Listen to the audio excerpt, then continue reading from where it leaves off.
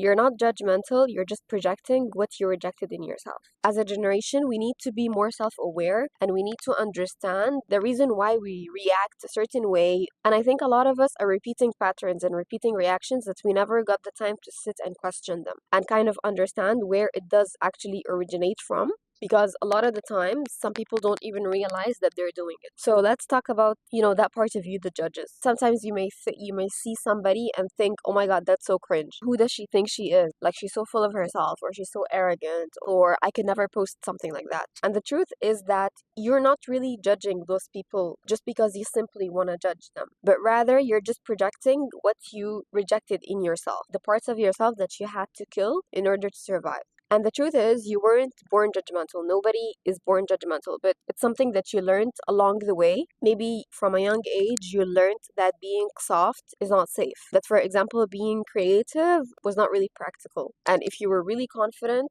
maybe you'd get called arrogant. So that because people around you taught you that this was not accepted, you ended up suppressing that part of yourself. When somebody does live in that freedom, unapologetically being their most authentic self, you flinch and you start criticizing them. But perhaps it's sometimes activating the part of you that you have abandoned or that you've rejected in yourself. The thing with judgment is that it's almost never about the other person. It just shows and it reflects what's really inside of you, your own internal conflict. Because think about it that way. If you were really at peace, somebody else's joy would not trigger you and would not annoy you. Their confidence wouldn't annoy you. Their authenticity or their success would not feel like a threat to you. And when we haven't met ourselves fully, these people become that mirror that we hold up to ourselves, but we just don't want to look into it. So instead of going inwards and understanding and resolving that conflict inside of us, we end up either labeling them or criticizing them. And by the way, with judgment, this means that you are just protecting your ego, your wounded ego, because your wounded ego doesn't want to face the pain of the fact that